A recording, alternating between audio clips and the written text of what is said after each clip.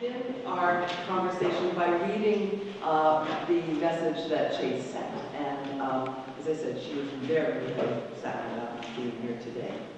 So she titled this, What I Knew and What I Didn't. And then the subtitle is On the Early Years. I'm so sorry I can't be there here to celebrate the Tufts 2000 winners of the Tufts Awards. In my stead, I send a few words. Poets are often asked, when did you know you were a poet?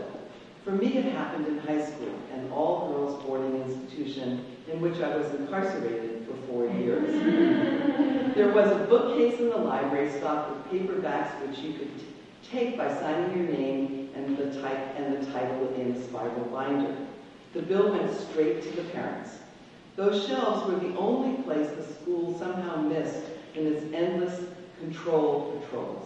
They were stocked and maintained by an independent company and held all the wonders inaccessible to me in the curriculum. Freud and Jung, numerous juicy novels from dime store caliber to James and Hardy, books about parapsychology, mysteries, horses, and poetry. Ferlinghetti, Keats, Rebke, Audrey Rich and Gary Snyder, Kenneth Patchen, and even Rod McEwen. I read an average of a book a day, my real education, and the reason I graduated in the bottom quintile of my class. By the time I went to college, I knew that there was a secret world of kindred spirits, and it was called poetry. That I understood its language instinctually without any specialized education. That I could also myself write images and bits of verbal music that were meaningful and somehow important, even if only to me. That poetry was the door to the universe I wanted to inhabit because it was asking the same questions as my own fledgling ones. That I had a calling and that it was not a sensible or parent-pleasing or realistic one. I committed myself to it very clearly. The only other commitment I've made on that scale was when I married very late. So, she continues, here are some things I didn't know, that hardly anyone else is interested in it, and many people are hostile, that is to poetry. That no one gives you any money for writing poetry, except Claremont Graduate University. That people have been writing poetry from as far back as we can see and hear. That poetry is universal. That poetry is the purest, most powerful form of expression known to humankind. That no amount of practice teaches you anything about how to write the next poem. That all you have to do to be a poet is to spend your life writing the most ignorant poems of which you are capable, and to repeatedly overcome the tricks and postures and self-deceptions and failings of ego. That's it. Talent has very little to do with it. That reading poetry is one of the most thrilling, fulfilling, demanding, rewarding things in my experience, and that writing poetry is the other one. So that's from Chase, and I think we should sort of take that as our starting point. I know it's, of course, she had the advantage because she had time to think about it and write it out and so forth. But I would like to just start maybe with Patrick and move.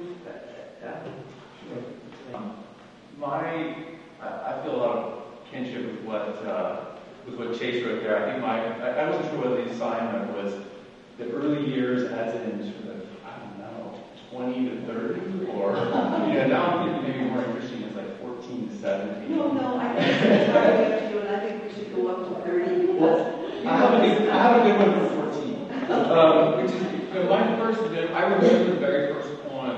It's probably the first poem I wrote. Now that I have kids, I know that you're forced to write all kinds of things. But the first one that I chose to write was when I was 14, and I wrote it for a guy named Mr. Borman, who was the dean of doom in my school. He was the disciplinary. And the only thing I knew about Mr. Borman is he seemed to be about 7 feet tall, and that he was of the generation that had watched had watched the lottery for Vietnam.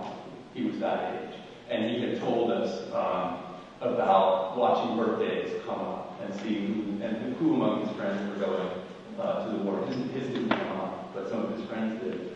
So I was aware of that and interested in and kind of intrigued by him in a very boring kind of suburban teenhood. He was one of those people who seemed to kind of have a love, and I knew I wanted to know him. And around that same time, I got suspended by Mr. Borman from school. And I got suspended because we went on a field trip to Beaufort Dam, which is actually the dam that dams the Chattahoochee River, which my book is named after the river. And the whole school had finished touring the dam, a really horrible, boring kind of field trip at the time. And at the end, you're on the grassy side where the dam goes up the hill, and the school buses were all down there, and everybody's having a picnic. And all the boys say, "Can we climb, Mr. Borman, can we climb the hill?" And he said, "Sure." So we climb the hill, and we get to the top of the hill, and we're looking down on all of the school, like little ants down there. And of course, it occurred to a bunch of us to moon the entire school. Because it was irresistible not to do this. And so I joined in the plot, and they're all there looking about that. So at 14, there seemed like no other logical choice to make. And so it was one of those things where he said, on my count, 3, 2, 1, and I was the only one. Everybody else chickened out. So I moved the entire school, and when I got down, Mr. Borman was waiting for me, and I got in-house suspension the next day. So I spent the next day stuck in Mr. Borman's office. And I wrote a poem. That's what I did for the whole day, was I wrote a poem. And the reason I wrote it was he gave me a look afterwards that kind of convinced me that he had concluded that I was kind of a joke. And that was all I had going on. And so I had been reading Wilfred Owen and Secret Sassoon, and I had a vague notion of war poetry. And I remember the poem I wrote. It went, "Two young soldiers," it's very overblown. "Two young soldiers gladly going, I wish one wished without them knowing. And that is like the time to see that when we die, there will only be more silent flowers over our graves growing, and more young soldiers gladly going." So I pinned this to Mr. Borman's bulletin board, and didn't tell him that it was me. I walked around thinking he would never in a million years guess who had written this poem. Of course, I had been stuck in his office all day. But the reason I think of it, when I think of becoming a poet, is the result of that was he and I exchanged looks occasionally the rest of my career there, and he knew I had written it, and he never said anything, but he would find me at various moments and look at me.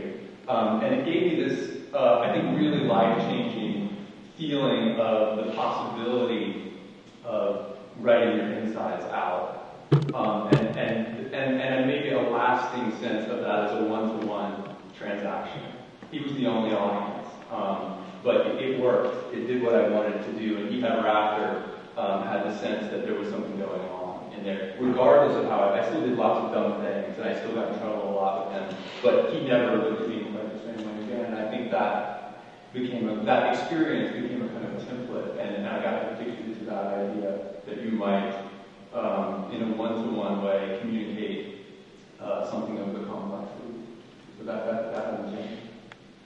I'm always a little bit troubled by the word become when it comes to poetry, because for me, it was never like suddenly one day I became a poet. And also, it's sort of this idea that one practically would actually, which is totally ridiculous, like decide, hey, I'm going to become a poet, right? Which would be really, kind of idiotic as a choice. So because it's very, very difficult, and it's utterly rewarding. But I think that it more for me emerged when I was a kid. I just started writing poems, and I would just write them. And I was also reading my parents had some anthologies, and I was reading those. And no one ever really told me to write a poem. I just started writing them. And the first one I wrote was in a book report, and it was I read Watership Down literally 11 times, and so I was obsessed with all the characters. You know that book, All the Rabbits. I loved it. It's the best book. And so I wrote a poem about these rabbits, and then I started writing more poems. And by the time I got to that was when I was in like 6th grade or something. And by the time I got to 7th grade, I was in this class, and the teacher said, "Does anyone here write poetry?" And I was just like, and I turned around and I was the only person. And so I would show him my poems. And it's funny because I really didn't have audience at the time, but I showed him my poems, and he was very encouraging. And he, pretty early on, he gave me a book on poetry, and he would have us memorize poems all the time and recite them. And basically, whatever he was doing in that classroom, he should not have been doing. This I know because I transferred to a new school, and they were diagramming sentences, right? I didn't know how to do any of that. And I went from getting A's, because of course I was a stellar student in Mr. McKay's class, because I was always writing poems, and I loved it. And but what was really going on in these other English classes was they were, studying mechanics, so grammar. So I got it. I actually became a very poor student after I moved, and my grades plummeted. That was the first D I got. Everything pretty much went downhill from there for me in high school. Terrible grades. I just read my own books. I brought my own books to school and sort of hid behind books. And wrote. Knew by the time I was 17 that was absolutely what I was going to do. I had a few poems published in the school literary magazine, which was this really snooty literary magazine, because I went to a very wealthy suburban high school in Maryland, and they rejected the poems of this magazine. But they had a board that we vote on when poems got in. And so I had a bunch of poems in there, and I never thought that would happen. I kind of like admired this magazine, and when I saw my poems in that magazine, I was like, I remember I had this boyfriend at the time who was kind of a moron. And he did not, was like, see, and he just said, like, oh yeah, that's nice. And I was just like, oh no, this is it. This is what I'm doing. And I knew it, and I knew it from then on. But then when I think about like the early years, it just cracks me up, because I just have all these pictures of myself in like decrepit apartments, like, smoking cigarettes, being really bored, like the early years. It's not very good. It's really not. So I'm sure I'll pick up more to say, but I'll just leave it at that. All of these stories seem like they're a lot better than mine. If anyone had asked me when I was in high school, if anybody had said, you're going to be a poet when you get out of high school, I would have told them they were out of their minds. I mean, I did not have a calling as a poet at all. What I liked was rock and roll and playing music and baseball. And but I had grown up, in retrospect, I realized this, I had grown up in an extremely verbal household where kind of the currency was humor. And at my family dinners, we just tried to make each other laugh. We just had a good time and laughed at things. And I discovered, as I was moving up in my, K through 12, and I thought that I was going to be a physicist. And I should have known. I had no trouble saying the word. But at any rate, I discovered that I was good with words, and that I could make my friends laugh.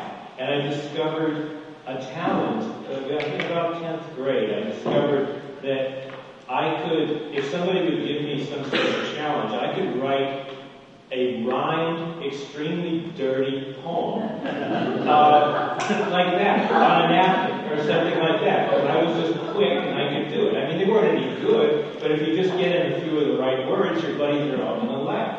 And so that, I began to say, I'm kind of good at this. I'm kind of good at messing around with stuff. And then, I fell in love, and I discovered another thing, that if I wrote poems to girls, they liked them. And it was very good for me to do that.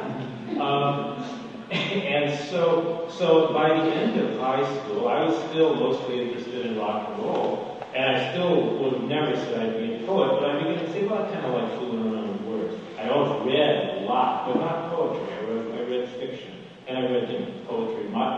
I like The Conqueror Worm and The Raven and stuff like that, but that was like horror stuff as opposed to poetry. And then I started to get interested in poetry when a friend of mine, this was my senior year in high school, a friend of mine who was really he was this archetypal guy who had a really high SAT score but got D's and F's. But he was in my English class, and he started showing me, subversive kinds of poetry, Allen Ginsberg and stuff, that used obscene language and all that kind every field was really important to me.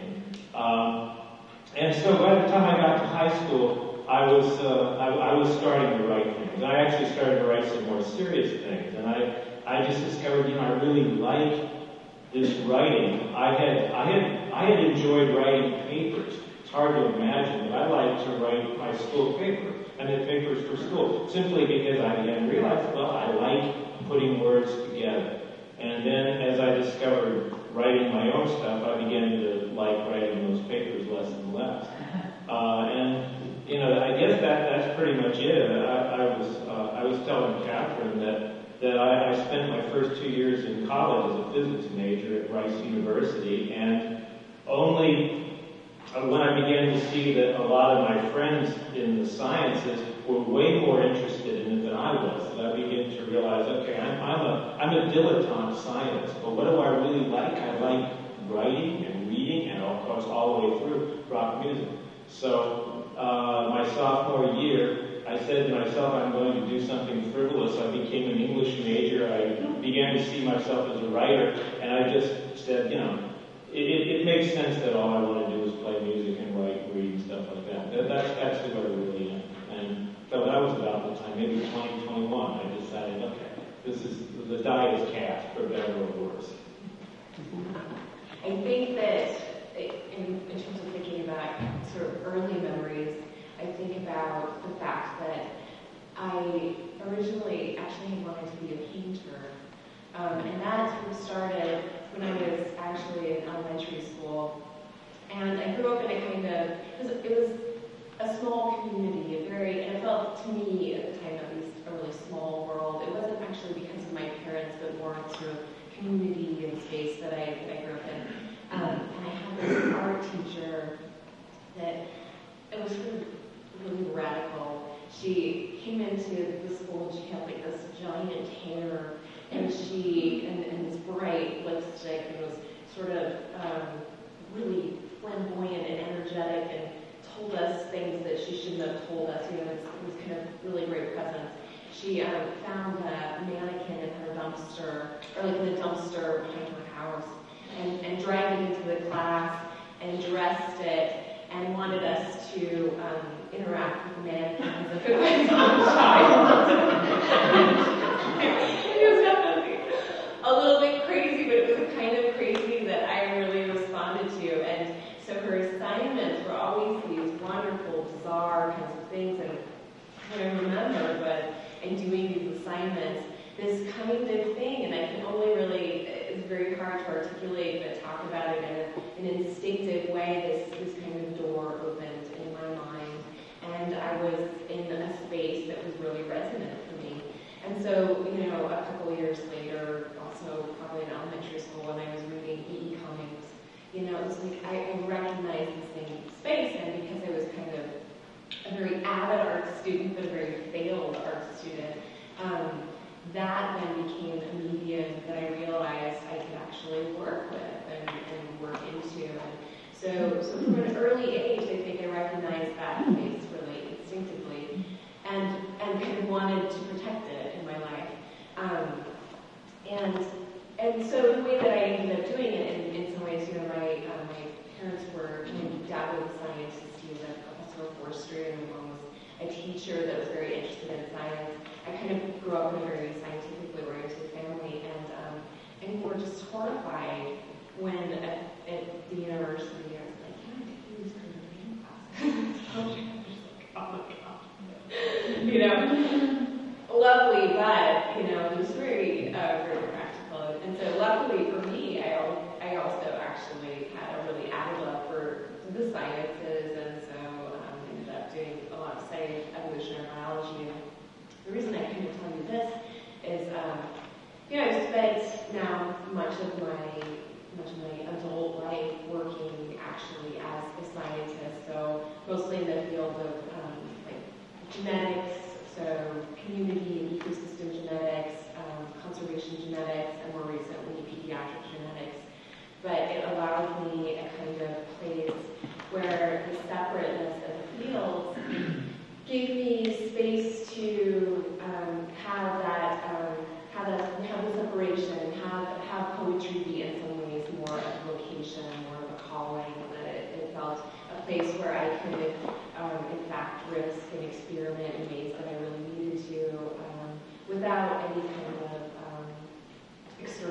to.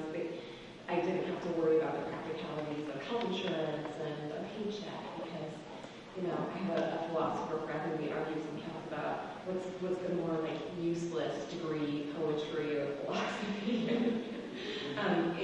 In a very just practical sense, obviously, there's so much to this career path that is intrinsic and important to me. But so, it's interesting to talk about the early years too, because I think in a lot of ways, you have the early years of where you sort of first recognize or have an insight that this was something that you wanted to pursue, but also the sort of early years of being a practicing writer, which is, the place that I'm kind of embedded in now, and in making these decisions and trying to balance these paths. And I think I'd say that one of the important things that I discovered in terms of following the two career paths is at certain points the science would definitely eclipse the writing. What I realized was that when I actually was writing and working, I was first of all so much more fun to be around.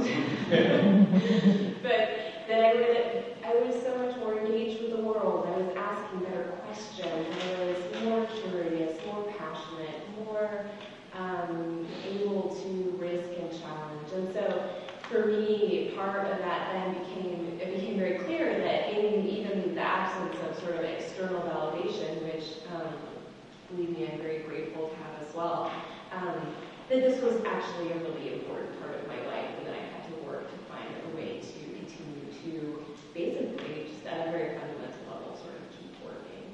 So I think that would be some of the comments I would have. I'm going to ask just a few questions that came out of your comments. And one of them was a theme that suggests that perhaps creativity and traditional academics are antithetical. I'd like to just talk a little bit. I don't know. I'm just asking you. I do think there has in fact been some research that indicates that creative students are often more of a pain in the neck for teachers. I don't know that means that they're antithetical to academics, but there may be a different mode of expression. And then out of that, maybe you could talk a little bit about Chase's comment that a poet is made and not born, which I find quite fascinating. And I'm wondering if she's referring to something like Malcolm Gladwell's notion of, if you do anything for 1,000 hours, you get pretty good at it. I keep meaning to divide 40 hours into 1,000 and figure out how many weeks that is. I should do that. I'm just forgetting to do it. But, how long does it take you to become relatively expert at what you do?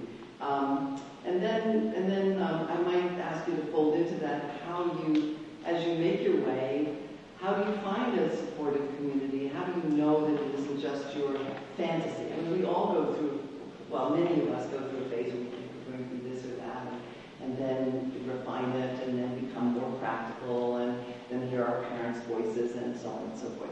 Worry about healthcare, worry about our paychecks, etc. So how do you, as life goes on and you become adult, when you're no longer 14 to 21 or 22, and you're moving on, how do you think about all these things? Maybe we'll start about the creativity and traditional academics and whether a poet is made or born or both. My daughter is much more extroverted than I am, and she generally performs better in all aspects than I did as a child. And I've come to sort of rely on that power. Very cheerful disposition, very adaptable. And so when I left her in this room with the teacher and the students, I went down to fill out the forms. And really soon after, the teacher came down and was like, she wants to leave. Right? And I was just like, her name is Lucia. What are you doing? You're screwing this up. And we left because she was very adamant. She didn't want to be there, and we left. Because basically the guy was like, yeah, she kind of screwed up the interview, So I was like, oh my God, this is my daughter, right?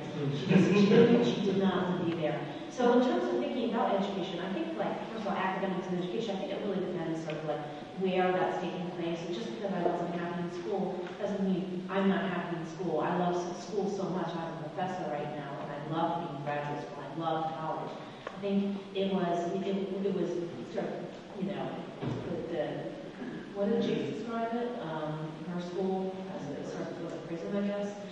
Incarceration, yeah. It very much felt that way for me. And it was a real surprise for me to discover that, and I was educating myself. I read more than I do now when I was younger. And also my parents read. And I was thinking about what you were saying about sort of when you're growing and you're becoming a person and how you become defined within your own household. And my father was worked for the CIA, and so he was an intelligence analyst who couldn't talk about his job and did not talk about anything really. My parents don't like to talk about their feelings. I remember my dad saying to me, I would always say, well, what if? I hate what ifs. And of course, poetry is like, it's all one big thought. What if? You know? What if clouds would like eat little dogs? I don't, you know, so I basically grew up really irritating my parents because I was always talking and always asking, you know, always thinking about all this stuff. And I was extremely emotional. My parents are, as I was waspy as they come. So they, you know, so this was one place to put all that. You know, poetry for me was one place to, first of all, take all the reading that I'd done and accompany my parents. And our household, I mean, I'm complaining about them, but also, you didn't interrupt someone when they were reading in the house I grew up in. We just sat there and read all the time. And we'd be like, this is a really good book here. Oh, thanks. You know, we read the same books, and my mother wouldn't do anything I wanted when I was younger. So there's that part of education. I feel like I actually had a really strong education that my parents gave me and I discovered on my own. They were very supportive of me writing poetry. They really respect what poetry is. So I think that in a lot of ways, I just wanted to address that because I think that for me, poetry is also like a way of seeing the world, and as a medium for me, it really is sort of how I see the world, right? But I think that I don't think that I hate to think of academics as being like mutually exclusive from creative endeavors because I so love teaching creative writing, and I love teaching the rigor of it. I think it's very much a craft, and it's a gift for me to sit in the classroom and talk to students who are eager to talk about poetry and be that person who can say, here read this, this is what you need to do to make this better. And that's just like the greatest thing ever. So. Oh, and also Mayborn, I think she said that poems are, that you have to work on poems. It seemed to me that's what she said. That statement was that writing poems takes a lot of work and a lot of time, and not necessarily talent. And I totally agree with that, because after a while, talent is just like, you know, the discipline is where you get. The compatibility of creativity with academia. You know, I had a teacher, Stanley Bunley was one of my early teachers. He said a long time, you know, he would take a poem to Stan, and I would always go, you know, with fear and trembling, you know, with the poem, and looking for deep conversation, which sometimes arrived, but sometimes he would look at it and he would say, what are you doing for money? You got a more coat, you know, like Stan had sort of Depression era. Italian's like, do you warm enough? Do you need a coat? He's like, that's a little warm. You need a more coat? Because I got an old coat, you know.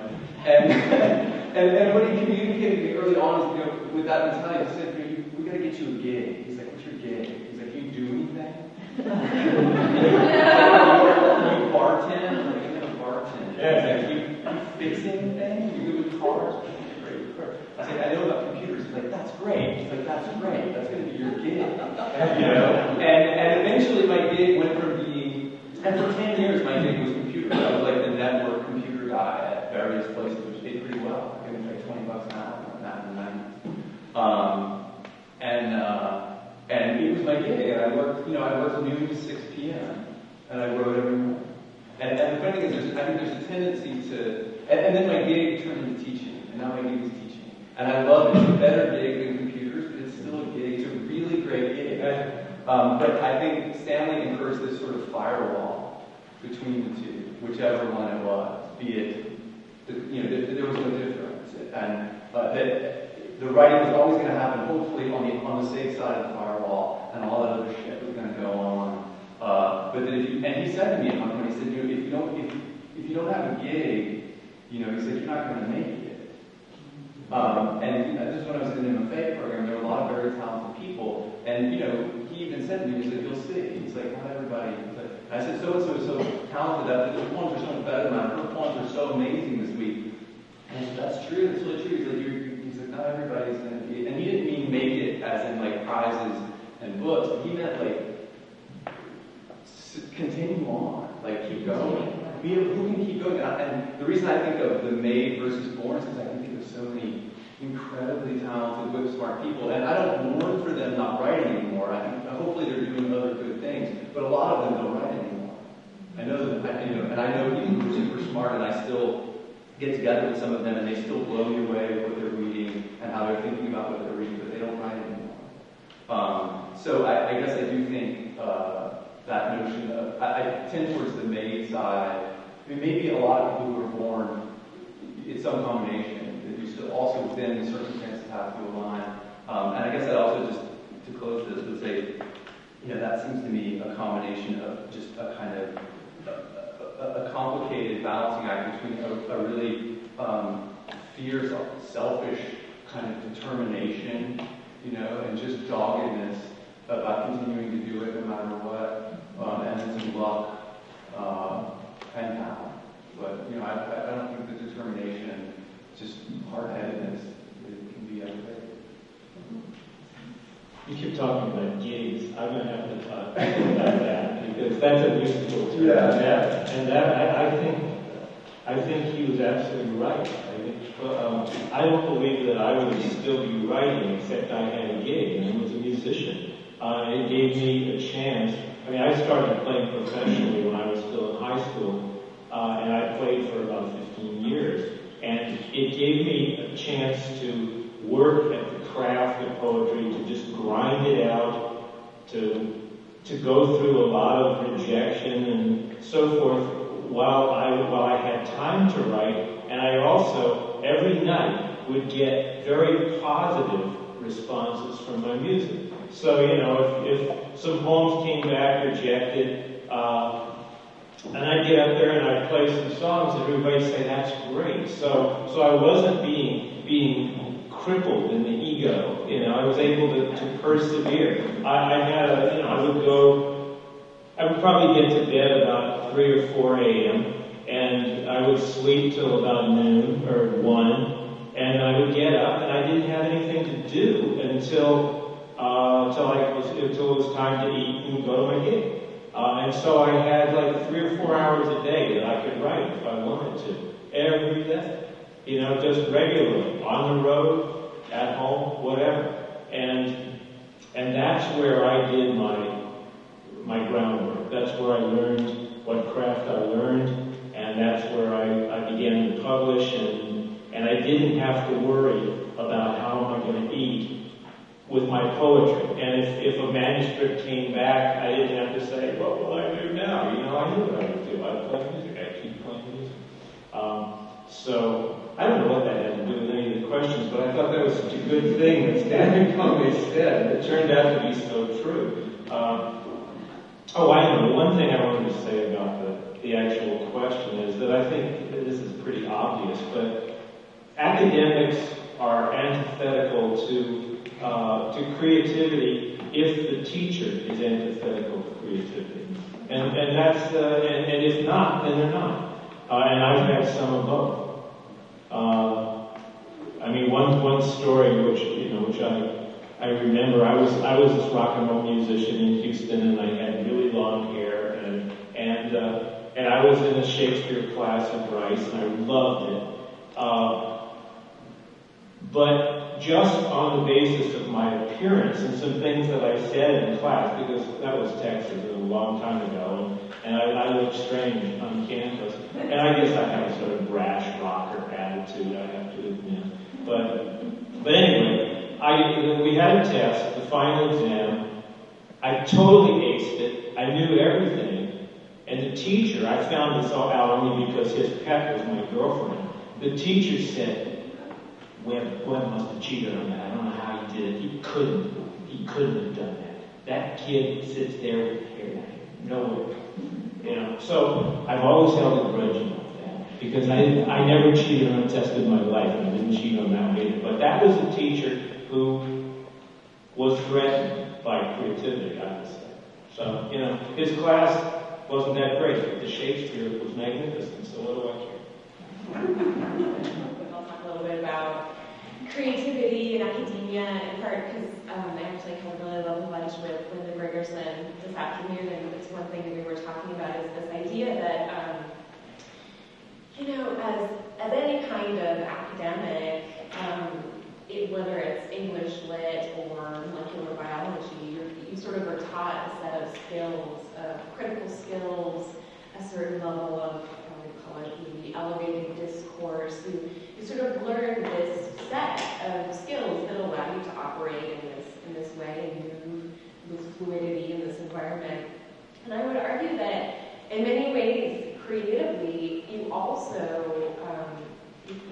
need to learn a set of skills, but they're a completely different set of skills, and they're also a set of skills that are very individual to the person. And it's not something in a lot of ways that other people, whether they're writers or fine artists, can help you with. You have to sort of undergo that process yourself. And I would argue too that even when you do sort of learn how to subvert, I think in some, at least in my case, my own psychology, my proclivity to procrastination, etc. That over the course of time, you come upon a new creative challenge, and that new creative challenge, you're going to have to learn a totally different set of skills. So, and by that I kind of mean, like the weird things that one does as an artist to be able to create. I keep a dream journal. There's some things that I do, but the point being that it doesn't matter in some ways, if the environment is academia or if the environment is a mechanic shop, whatever it is that you're doing in your life, that whatever set of skills you learn, you have to learn this other set that allows you to psychologically keep going, that allows you to continue to be interested in your project and sort of deal with the flows of whatever it is that the creative life deals to you. So that would be one thing I would say. I like this idea about subverting your own psychology and figuring out ways to keep going and maintain interest. I think it is very difficult to live, obviously, as an independent artist, and certainly in this society, there's not much support. I mean, in Europe, artists are certainly supported a lot more generously than they are here. And I guess that's just one final question, and then we'll ask for questions from the audience. Do you think that poetry, and I'm going to ask all the panels to address this question, has poetry become the province of academia? And is this really the only way that poets, for the most part, can survive and practice the art and craft of poetry? Because after all, there is a salary, there's a paycheck, etc. And I also want to ask people if that then creates a somewhat more closed world in poetry than there might otherwise be if there were more public support for poetry. But you can start with any aspect of those questions, as I said. Thanks quite all at once. The one about academia, and I don't really have an answer.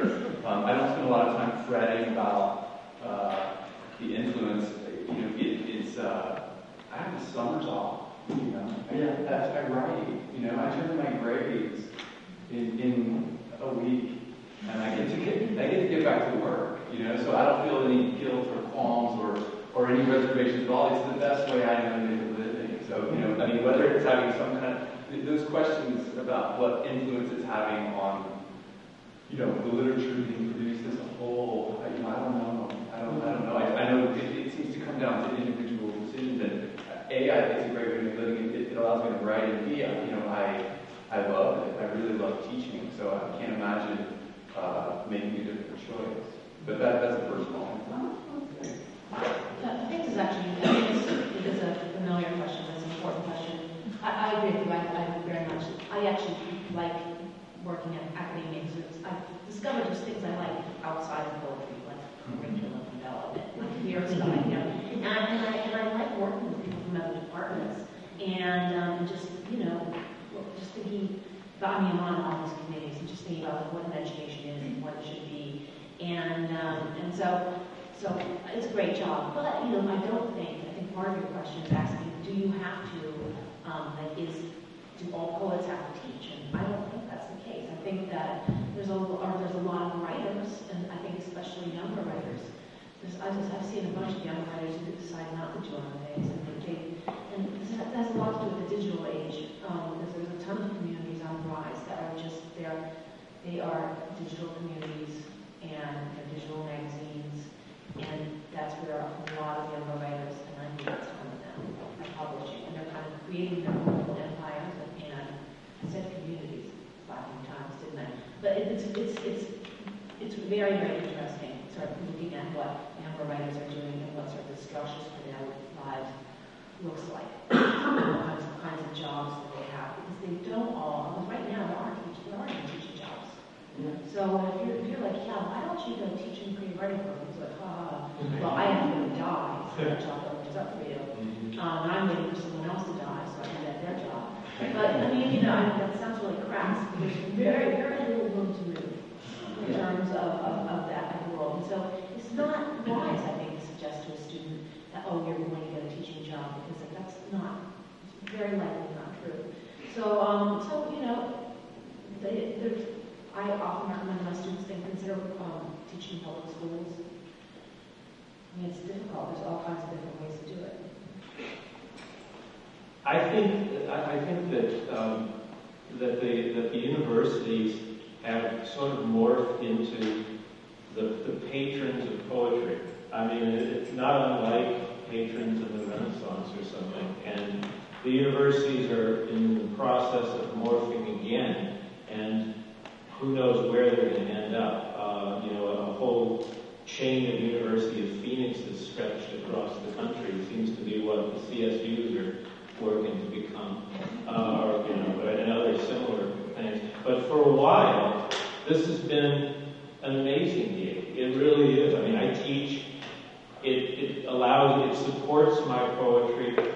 I'm grateful that it does. I really enjoy the chance to work with the students. I really like teaching. It's such a good job. But yeah, it's not going to be around, I think, in the way that it has been for us for much longer. I mean, maybe, I hope I'm wrong, but that seems to be where it's leading. But you don't have to be in academia to do it. It's just a really good place to get some writing done. And if people say sometimes, it stifles you to be in academia when all you ever know about life is tenure and meetings and so forth.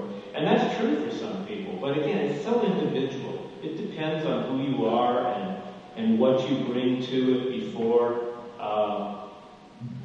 So there's no answer really to it. I think some academia hurts some writers and helps other writers. I think it's helped me, but there's plenty of writers out there who aren't academics who are good too. And there's no, Shakespeare wasn't an academic, and it didn't hurt him at all. There's a trouble in binary here, because there's so many different types of universities. There's so many different types of schools, and I teach a population that is referred to as underserved, right? So all my students, they're working class, and they live at home, they live with their parents, and they're utterly unpretentious. They're really amazing students, and but they really. I learn a lot about the world from them. I mean, it is not like I'm sitting up in some ivory tower all protected, because I'm spending all my time with these people, and they're just like, Professor Marvin, you're taking it too personal, that they haven't done reading. So I feel like in some ways I'm so much more in the world because of my students, and I have a lot of students. I mean, I recently said, I'm like, I think I really want to stay at the school, even though I have so many students, and I'm kind of overworked. But it feels very vital to be part of this community, which is so very different than the one I grew up in. And the language is really interesting too. I mean, they have some incredibly funny phrases that would just, there's one phrase I was talking to a class about how I had sort of a run-in at a restaurant. I was trying to negotiate an apology. People in Staten Island aren't very good at apologizing. And this is going to sound offensive to you, right? Really offensive. And the student just said to me totally bluntly, she said, you shouldn't try so hard with trash. Right? And I was just like, oh, like I've been stuck. And I was like, that's one of the most insane things I've ever heard, you know? And there's just that sort of vernacular that I encounter all the time that kind of blows me away. So I think it's a fiction that maybe that all these schools are just like these special places where we're all sheltered, because if anything, I feel like I'm constantly exposed to stuff. The only thing I need to add a little bit is I think it's so important to have poetry at the university because it lends towards this taking the art form seriously, which I think is such an important thing. So whatever situation the university may be or academia may be, that strikes me as a really important place where that can be protected. And I think too that part of it, the study of poetry, we're talking as sort of working artists, but as a young student, there were a number of students that I was taking classes with that didn't end up becoming writers, but that learned a tremendous amount from the discipline of studying an art form, studying many different aspects of poetry. So for that reason too, I think that it's a really critical piece of what we would consider an education. So. Well, let's take a few questions from the audience. Does anyone have something they would like to ask? Yes, Jennifer.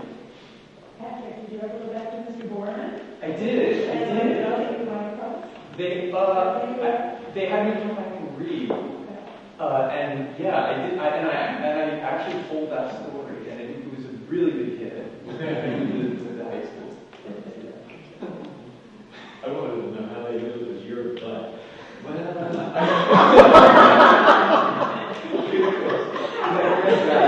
First thing is okay, that's good. That's how it works. Is there another question? Well, I guess it's not really a full-form question, but the majority of poetry that I found kind of in my life has really been through teachers or my friends that I'm in classes with, and it's been kind of through the resources that I have in the university. Yeah. And I kind of question, whether you think universities are an important resource for a writer, than just finding out that writing and poetry exists. I think after a certain point, one has enough resources that they can go out on their own and search a little bit more. And there's some good resources and communities available. But to even be aware that poetry exists, I think here, in the States at least, that one really needs to have some exposure. I absolutely agree with that. And, in the workshops I teach undergraduates. I teach at Drew University of New Jersey. I teach undergraduates, but the vast majority of them are not going to be poets. Overwhelming majority. I'm still waiting for one, in fact. I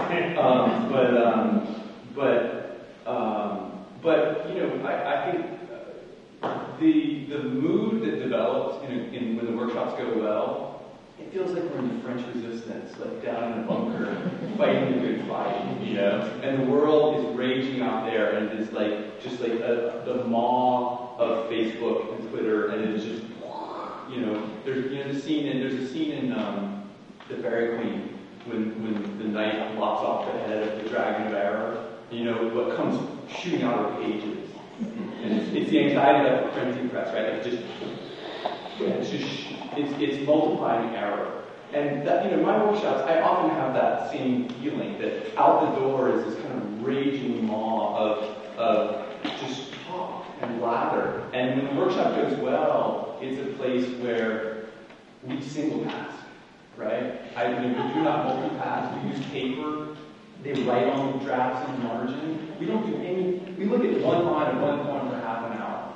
And I'm always aware that at no other time in their entire life are they doing a single thing for that long.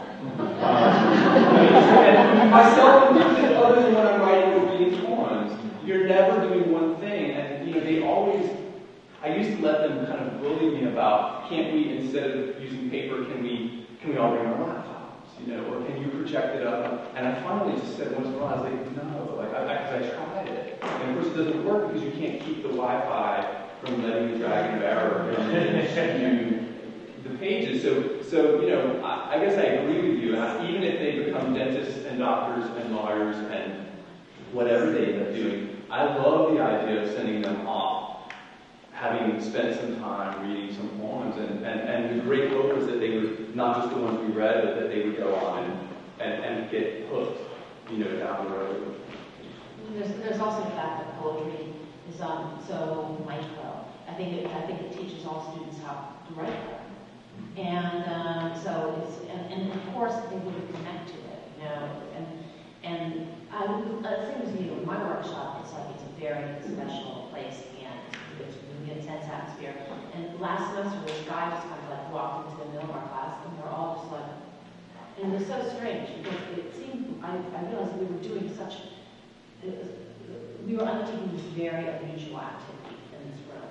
And when this person came in, it was like, he had just interrupted something. And, I think that, but as a skill for writing, I think that poetry is something that, you know, the student might not become a poet, in fact, they might always write not very good poems, but they're certainly going to learn to become much better readers and much better writers, just thinking in that way.